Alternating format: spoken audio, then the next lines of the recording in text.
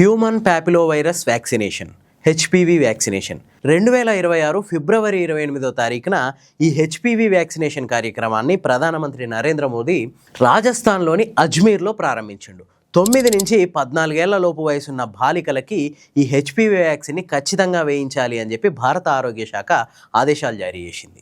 మరి ఎందుకు ఈ హెచ్పివి వ్యాక్సినేషన్ అంటే మహిళల్లో వచ్చే సర్వైకల్ క్యాన్సర్ అంటే గర్భాశయ ముఖద్వార క్యాన్సర్లను నిరోధించడంలో ఈ హెచ్పివి వ్యాక్సిన్ అనేది 95% వరకు పర్ఫెక్ట్గా పనిచేస్తుందంట.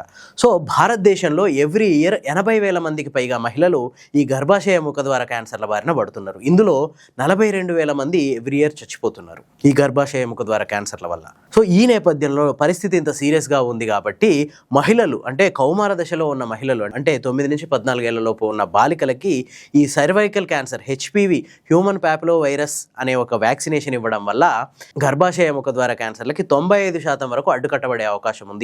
ఈ నేపథ్యంలోనే భారత ప్రభుత్వం ఈ వ్యాక్సినేషన్ని కంపల్సరీ చేసింది. ఒకవేళ బాలికలకి 14 ఏళ్ల వయసు దాటి ఒక 90 రోజులు అయినప్పటికి కూడా అంటే 15వ సంవత్సరం మొదలైనప్పటికి కూడా ఈ వ్యాక్సినేషన్ని తీసుకోవచ్చు. అంతర్జాతీయంగా మాత్రం 26 సంవత్సరాల వరకు కూడా వేసుకోవచ్చు అనే నిబంధనలు ఉన్నాయి. కానీ భారతదేశంలో మాత్రం 14వ సంవత్సరం పూర్తయి 15వ సంవత్సరం మొదలైన 90 రోజుల వరకు కూడా ఈ వ్యాక్సినేషన్ చేయించుకోవచ్చు అని చెప్పి ఈ నిబంధనలు ఉన్నాయి. అంతేకాదు ఈ వ్యాక్సినేషన్ పూర్తిగా సురక్షితమైంది. ప్రపంచవ్యాప్తంగా ఇప్పటికే 50 కోట్ల డోసుల్ని కౌమార దశలో ఉన్న బాలికలకు ఇచ్చారు. ఎట్లాంటి సైడ్ ఎఫెక్ట్స్ లేవు. ఇది ఖచ్చితంగా గర్భాశయ ముఖద్వార క్యాన్సర్ల నుంచి 95% వరకు రక్షిస్తుంది అని చెప్పి తేల్చారు సైంటిస్టులు. అసలు ఈ హెచ్పివి వ్యాక్సినేషన్ ఎలా పనిచేస్తుందో చూద్దాం. హెచ్పివి అంటే హ్యూమన్ ప్యాపిలోవైరస్. ఇది స్కిన్ టు స్కిన్ కాంటాక్ట్ ద్వారా ఒకరి నుంచి ఒకరికి వ్యాప్తి చెందుతుంది. ముఖ్యంగా లైంగిక సంబంధాల సమయంలో చర్మం మీద చిన్న చిన్న చీలిన గాయాలు లేదంటే ఏమైనా దెబ్బలు ఇట్లాంటివి ఉన్న టైంలో ఇంకా ఈజీగా ఈ వైరస్ అనేది ఒకరి నుంచి ఒకరికి సంక్రమిస్తుంది. ఈ హెచ్పివి వైరస్ అనేది శరీరంలోకి వెళ్ళిన తర్వాత చర్మంలోని బాసిల్ సెల్స్లోకి ప్రవేశిస్తుంది. అక్కడ తన డిఎన్ఏని మన చర్మంలో ఉన్న సెల్స్లోకి చొప్పిస్తుంది. దీని ద్వారా మన చర్మంలో ఉన్న డిఎన్ఏ మారిపోయి అది క్యాన్సర్ కింద దారితీసే అవకాశం ఉంది. ఈ హెచ్పివి వైరస్లో 200 రకాలు ఉన్నాయి. ఇందులో దాదాపు 190 రకాలకు పైన పెద్దగా ప్రమాదకరం ఏమీ కావు. ఈ హెచ్పివి వైరస్లు అంటే ఈ 190 రకాలకు పైగా హెచ్పివి వైరస్లు మన శరీరంలోకి వ్యాపించిన జస్ట్ చిన్న చిన్న మచ్చలు ఇట్లాంటివి వచ్చి మానిపోతాయి. కానీ ఒక 4-5 రకాల హెచ్పివి వైరస్ మాత్రం చాలా రిస్కీ. ఇందులో హెచ్పివి టైప్ 6, 11, 18, 16 ఈ 4 రకాల వైరస్లు మాత్రం చాలా రిస్కీ. ఇవి మన శరీరంలోకి వెళ్ళిన తర్వాత చర్మంలో చాలా ఎక్కువ కాలం పాటు ఉంటాయి. వాటి సెల్స్ని మన డిఎన్ఏలోకి చొప్పించి క్యాన్సర్కి దారితీస్తాయి. ఈ హెచ్పివి వైరస్ వల్ల వచ్చే ప్రధానమైన క్యాన్సర్ ఏంటంటే సర్వైకల్ క్యాన్సర్ అంటే గర్భాశయ ముఖద్వార క్యాన్సర్లు. ఆ తర్వాత థ్రోట్ క్యాన్సర్, మూడోది ఏంటంటే ఆనల్ క్యాన్సర్. ఈ సర్వైకల్ క్యాన్సర్ అనేది ఓన్లీ మహిళల్లోనే ఏర్పడుతుంది, ఎందుకంటే సర్విక్స్ అనేది ఉండేది వాళ్ళకే కాబట్టి. కానీ ఈ థ్రోట్ క్యాన్సర్, ఆనల్ క్యాన్సర్ అనేది ఈ ప్రమాదం పురుషులకు కూడా ఉంటుంది. మరి ఎట్లా రక్షణ ఎట్లా అంటే దానికి పరిష్కారమే హెచ్పివి వ్యాక్సినేషన్, హ్యూమన్ ప్యాపిలోవైరస్ వ్యాక్సినేషన్. ఏ వైరస్ వల్ల అయితే మనకి క్యాన్సర్ వస్తుందో, మనుషులకి క్యాన్సర్ వస్తుందో అదే వైరస్ని ఒక వ్యాక్సిన్గా మార్చి మన శరీరంలోకి పంపించడం వల్ల ఆ వైరస్ మీద పోరాడే శక్తిని మన శరీరం సమకూర్చుకుంటుంది. తద్వారా మన బాడీ అనేది ఈ హెచ్పివి వైరస్ని ఎదుర్కొనే సామర్థ్యాన్ని సమకూర్చుకొని ఒకవేళ ఈ హెచ్పివి వైరస్ అనేది మన శరీరంలోకి ప్రవేశించినా కూడా దాన్ని సమర్థవంతంగా ఎదుర్కొని క్యాన్సర్ నుంచి మనల్ని కాపాడుతుంది. అట్లని హెచ్పివి వ్యాక్సినేషన్ అనేది 100% పర్ఫెక్ట్గా పనిచేస్తుందని కూడా చెప్పలేము. ఇప్పటి వరకు జరిగిన పరిశోధనలో 95% వరకు ఈ హెచ్పివి వ్యాక్సినేషన్ అనేది సర్వైకల్ క్యాన్సర్ని అడ్డుకున్నట్టు పరిశోధనలు తెలుస్తున్నాయి.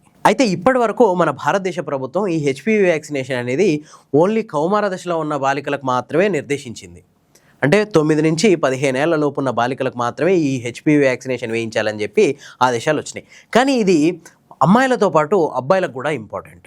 ఎందుకంటే ఈ హెచ్పివి వ్యాక్సినేషన్ అనేది అమ్మాయిలతో పాటు అబ్బాయిలకు కూడా సోకుతుంది. యాక్చువల్లీ ఇందాకనే మనం చెప్పుకున్నాం కదా, మహిళల్లో వచ్చే సర్వైకల్ క్యాన్సర్తో పాటు థ్రోట్ క్యాన్సర్, ఆనల్ క్యాన్సర్లకు కూడా ఈ హెచ్పివి వైరస్ అనేది కారణమవుతుంది.